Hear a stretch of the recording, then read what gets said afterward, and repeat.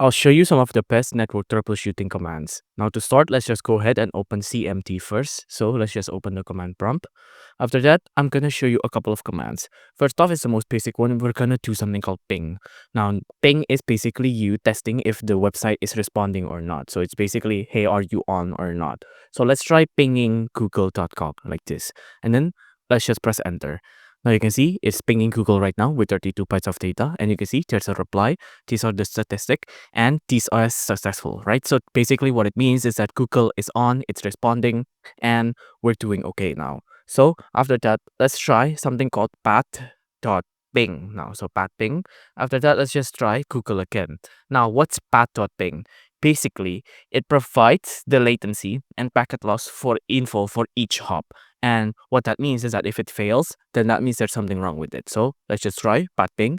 And you can see this is what it will look like here, right? So it's tracing the route for that address right there. And you can see this is what it will look like. And it's computing statistic for about 250 seconds. If you know how to read this data, it'll be great for diagnostic. But for the general public, you can just see if it's successful, then that means there's nothing wrong. So let's just wait for this to compute.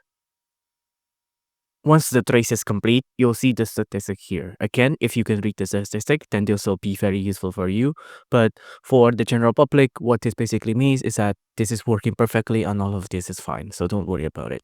Now, the next one I'm going to show you is called NS lookup and then google.com. Let's just choose google.com again. After that, let's just press on enter. And then you can see this is what it will look like. So right now, it'll show what kind of thing we're doing. The address 1111, that's my DNS as well. And you can see there's the non-authoritative answer, google.com, and the address is as so. So all of these are good. After that, I'm going to show you one last one. It's called net sh win sock reset, right? So win sock reset.